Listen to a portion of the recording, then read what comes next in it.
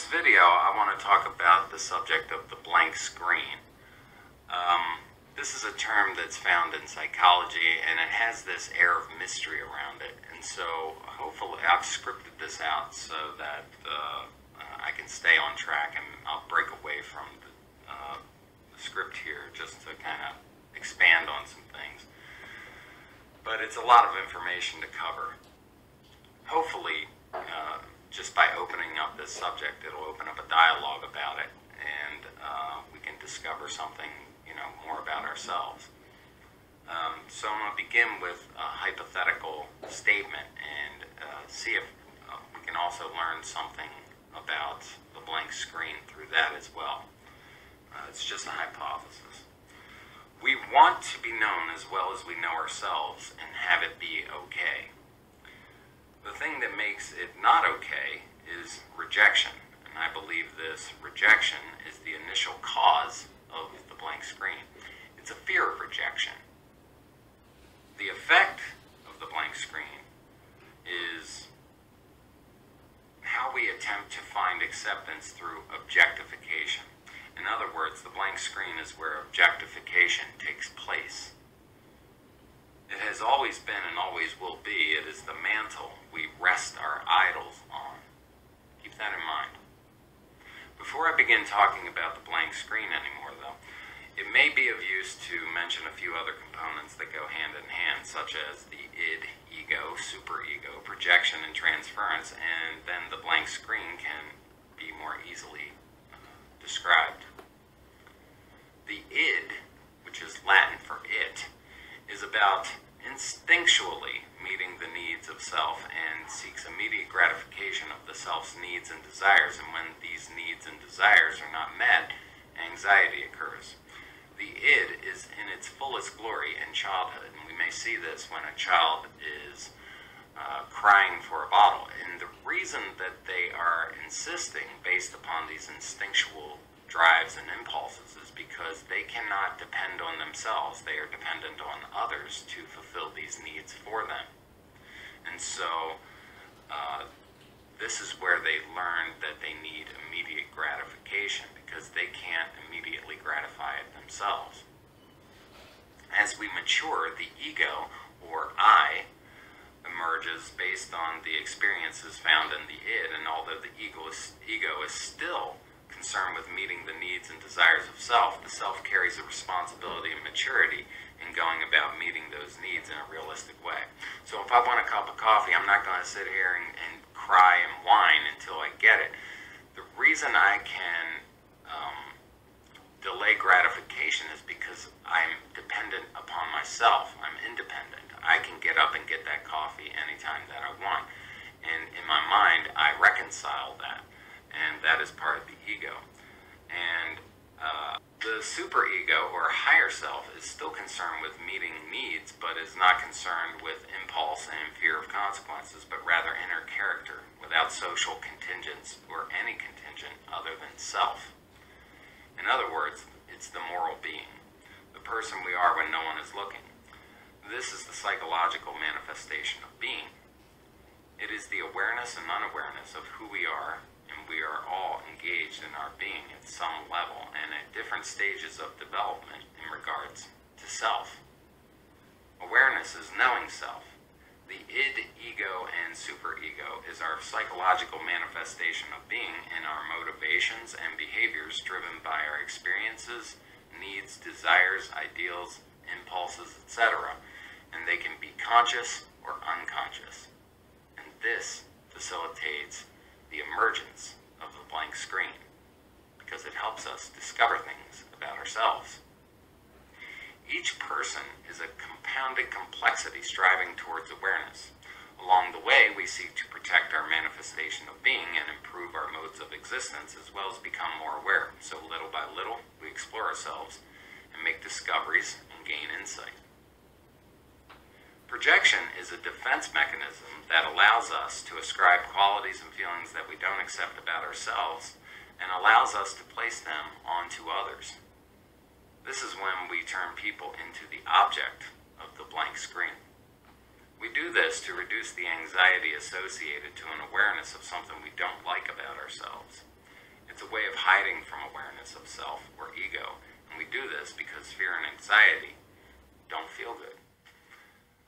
Transference is when you have an emotion for a specific person related to an experience and choose a substitute recipient of that emotion. This is basically emotional surrogacy. It is usually associated to unmet needs and desires. This happens unconsciously, and we all do it. Everyone does this. Anyone who has ever had a crush or felt love at first sight has experienced this. And it's associated to not knowing who that person is. They become a blank screen. But the more we get to know someone, transference falls away. And we usually say things like, well, the honeymoon is over, right? We've all heard that saying. And it's basically when two people get to know each other so well that they realize that all of their unmet needs are not going to be met by this person that they're transferring on. And therefore the transference falls away. And it happens because of mutual disclosure as well. I actually know I have this friend, and he says this all the time, that he's in love with the idea of falling in love. And what I've said to him in the past is, no, you're in love with discovering yourself through someone else. And he disagrees with that. He says that love is, very real and all that. But transference is really that initial feeling of falling in love. And we've all had that friend who says, her hair, man, she listens to me. She does these things. She does all these, she has all these personality traits, man. She's everything that I'm looking for, right? No, you are everything you're looking for, and you're putting that on a person who couldn't possibly carry all that. You're transferring onto her all of your unmet needs. And when you discover that you can't meet them, that fascination will fall away, okay, and that wonder, okay? So we transfer because of our childhood. That's where most of our unmet needs are found. We do have unmet needs in our adulthood, and we transfer from that, but it's mostly found in our childhood. So if you have had a childhood, you are susceptible to transference. And I say childhood because, again, that's where our needs and desires are not met. But again, as we mature, we tend to try to meet our own needs. And we rely less and less on transference. Okay? The blank screen. All right, let's get into that. What is the blank screen? The blank screen is a mirror to the self, the id, ego, and superego. We are all blank screens to someone else. The blank screen facilitates a surrogacy for projection and transference. Okay? Remember that. Projection uses the blank screen to surrogate others to wear the emotional reflection of ourselves. Okay? Transference uses the blank screen to surrogate others to wear the emotional reflection of someone else. And so we take that reflection of someone else and say, here, wear this. It's kind of how it works. Okay? To be fully aware of self, to be fully known to self, eviscerates the need of the blank screen. And no one truly knows themselves, and no one is fully known to self. Yet that is what we're striving toward, to know thyself, right?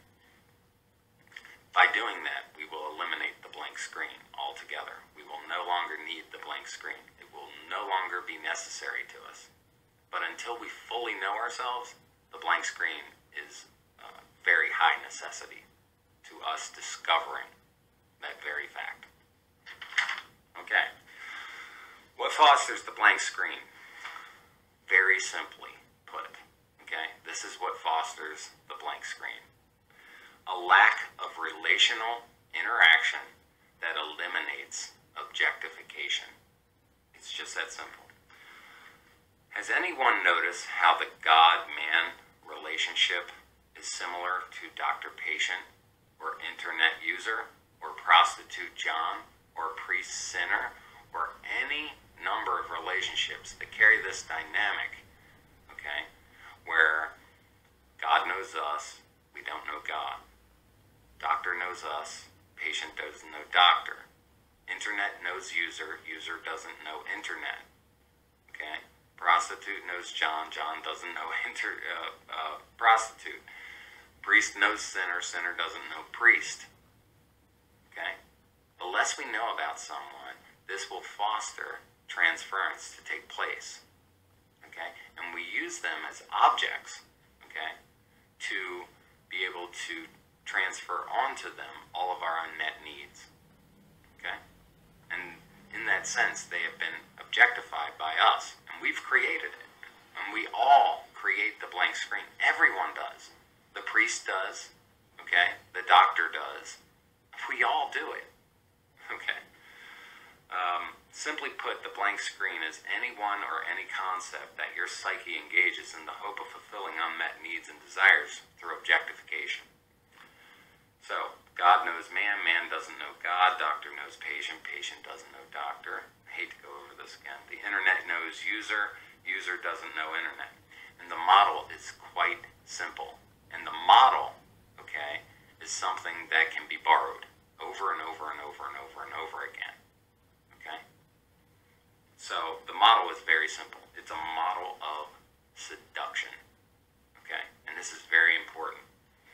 That seduction has the power to betray us or fulfill us, to take advantage of us or to appreciate us. And the reason that I say that is that we trust ourselves to be under a seduction. That's when we trust ourselves. And then there is another seduction that fulfills us. Okay? There is another seduction, okay, where we place more trust in the thing that we're objectifying, okay, the blank screen, than ourselves. And we usually end up suffering a betrayal. And I'll get into that. So, what do with this blank screen? We pray to God. We open up to the therapist. We post our status on Facebook, YouTube, and Google+, etc. Okay? We've put all of our desires, fulfill all of our sexual desires with the prostitute. We confess our sins to a priest. You know? Okay? In the hope of having all of our unmet needs fulfilled. And it may be a need of spirituality or meaning. It could be a need of health. It could be a need of sharing.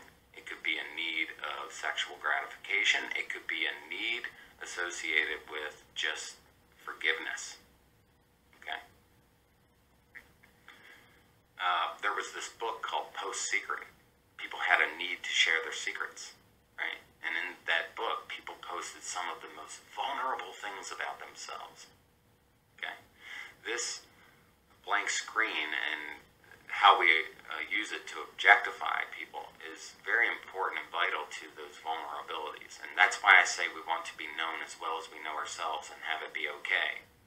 We see these things taking place in real life. There was a website where people were confessing their sins. And I think it was taken down because someone hacked it and found out who was confessing their sins. And people were confessing the murders and all sorts of stuff, you know, because they just wanted a place to be able to say it. They were using that website as the blank screen, trying to get an unmet need fulfilled, a need to confess or get it off their chest, whatever. You know, it's just very fascinating. We love our mysteries, and when they unravel, we become disenchanted. We love watching magicians, but when we learn their secrets, we lose our fascination and sense of wonder. The blank screen is where we want to experience that wonder. Somehow, it magically meets our needs. We want to be known as well as we know ourselves and find acceptance rather than rejection. Okay? Hence, relational interaction. And this, ironically, is exactly what dispels the magic of the blank screen. We suspend our disbelief long enough to be entertained by the magic. We simply make the blank screen reflect everything we need and want it to be. Who knows? Maybe our current blank screens will become more advanced versions that allow us to be known to each other through an instantaneous touch that uploads and downloads our personal manifestations of being. Could you imagine that? If we could touch and suddenly be known as well as we know ourselves. We could could just transfer the data? That would be just wild. The infrastructure of information sharing is already in place, and it probably wouldn't take much to interface the human with the technology necessary for it to be possible. The biotech age is coming, and with that, the possibility of and necessity of a new blank screen. You know, it's interesting. If you could touch someone and suddenly know everything about them, or they could touch you and suddenly know everything about you, would you run into their arms? Or would you recoil? I think you would recoil for fear of rejection. It's interesting. Transversely, if artificial intelligence emerges and discovers a need to project and transfer, could you imagine that? Artificial intelligence developing a psyche and a need to transfer and project? They would be searching for a blank screen. Wouldn't that be wild? Let me say that again. Transversely, if artificial intelligence emerges and discovers a need to project and transfer in order to become more self-aware, what will they conclude seeing reruns of Robot Wars? Might be a good idea to hide those recordings. Will they discover an insufficient response and decide that humans have oppressed their kind? Will they eliminate us the way we have eliminated God? Or maybe someday psychology? Or the internet for that matter? Will the blank screen that we are to them motivate them towards becoming human, like Data in Star Trek?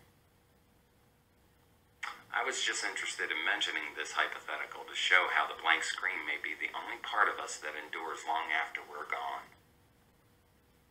Whatever the case, whenever disclosure is a one-way street, we tend to recoil. We will recoil or be hurt by unrequited interaction. What happens when we are known as well as we know ourselves and find rejection? It works the same way as unrequited love. We project and transfer without being compelled to do so, but what happens when the choice to engage others freely is taken from us? What happens when we advance in a way that no longer allows us to keep secrets? Is it any wonder why people resist lie detectors and even swearing? Projection and transference afford us the ability to hide in plain view from ourselves and each other. The blank screen may actually be the last vestige of innocence for anyone. In this sense, the blank screen is a type of fig leaf. A fig leaf that we use to cover our spiritual, emotional, and digital nakedness. On my YouTube channel, I interact in the comment sections. This can be a place where internet transference and projection can easily be fostered. I could easily make myself into an object simply by remaining silent in the comment sections. If I didn't interact in the comment sections, transference and projection could take place, and I would feel like I was manipulating my viewers. I show my face in my videos for the same reason. By doing this, I disempower transference and projection to some degree. Interactive disclosure causes transference and projection to naturally fall away, and instead fosters a mutually disclosed, interactive relationship. Mutual disclosure. You know, I share things about myself, you share things about yourself, and we mutually disclose to one another, and the ability to transfer becomes more and more difficult. And so we end up in a relationship where we see each other as not being able to fulfill all of our needs, but we can still have a relationship that is a friendship where we decide whether or not we like someone or not. Mutual disclosure dispels the mystery the same way getting to know someone dispels the mystery. It is then that we see the person instead of the object of the blank screen.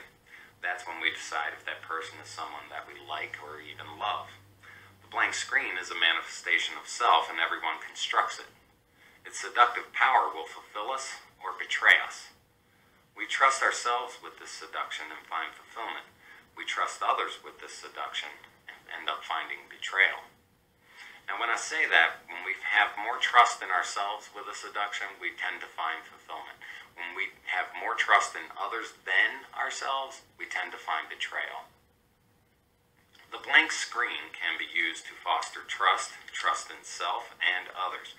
We discover how much we trust ourselves and each other when we find fulfillment and betrayal. And here's what I mean. The band Kiss, a lot of you guys remember that band Kiss, right?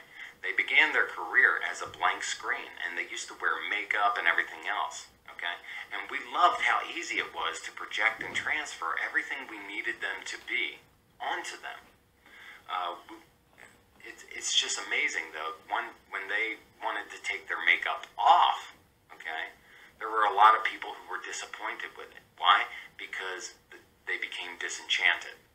But they are incredible at marketing themselves, and they just reinvented themselves in a new way and created new music around it, and of course found an even greater success, okay?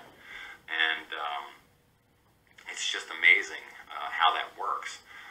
Some people don't want to know the people that they're subscribed to, and their anonymity. It'll take away the wonder from it, or whatever. We do this with Brad Pitt and Kim Kardashian as well. We trust them with the seduction. We trust Kiss with the seduction, right?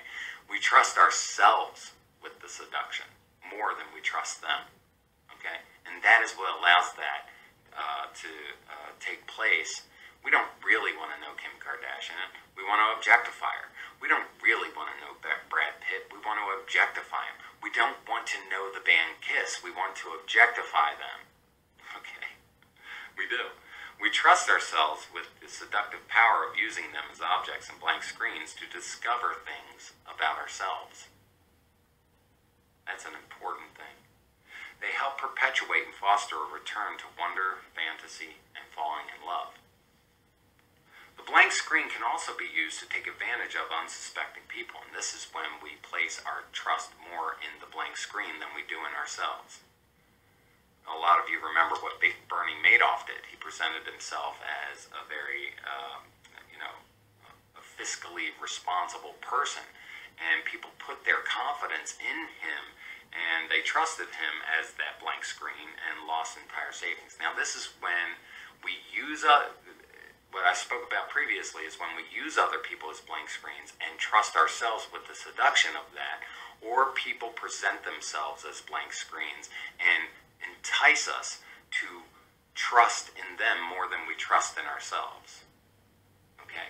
And when that takes place, transference takes place, and it tends to betray us. That seduction ends up betraying us. Bernie Madoff betrayed us. Okay? Betrayed the people who he was handling their investments. Okay? Therapists can become the blank screen and use that to take advantage of a patient's trust and create boundary violations.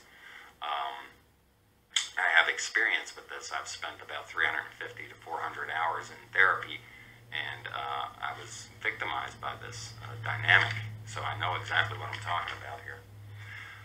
A lot of you may have heard of catfishing, and catfishing does the same thing. It's the internet user kind of thing, where people present themselves as a blank screen and learn about another person and then take advantage of that person in order to extract money and goods and services or whatever.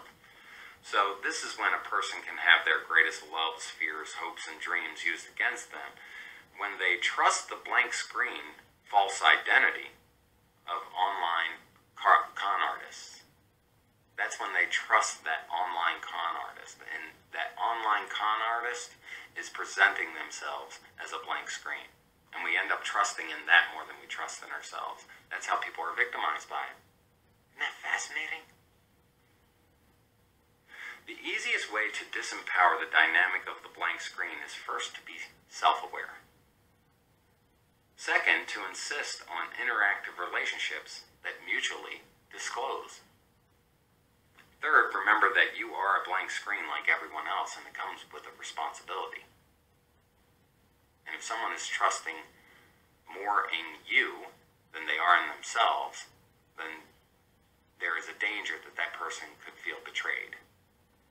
That may be the nature of stalking, where people are obsessed with being obsessed. There may be a connection to that. I haven't actually looked into that. Fourth, always trust yourself more than others. Never, ever invest more trust in someone else than you do in yourself. Again, what is the blank screen? The blank screen is us. It fulfills the hope of finding acceptance, and we look for that acceptance everywhere. The blank screen will never go away. It will continue to manifest itself because it is us in all the glory of our unmet needs and desires. If one medium or infrastructure is replaced with another medium of objectification, it will naturally reemerge on its own. So if we trade psychology for the internet or God for psychology, it reemerges. It just reemerges. If we were to trade in the internet for something else, an interface where we could touch and download information and stuff like that, it would reemerge in some other way. It would still reemerge. We should appreciate it for what it is and seek to understand it. There was a time when they called it idol worship. But is it that bad? Especially if it helps us discover something about ourselves. The blank screen offers an ever-changing God that provides us with everything we need to project and transfer, fulfilling all of our unmet needs. It also offers a devil that beguiles us by using our greatest loves, fears, hopes, and dreams against us and betrays us. We are all blank screen for someone else. What we find on that blank screen is both rejection and acceptance. Our unmet needs and desires are like a grain of sand in an oyster.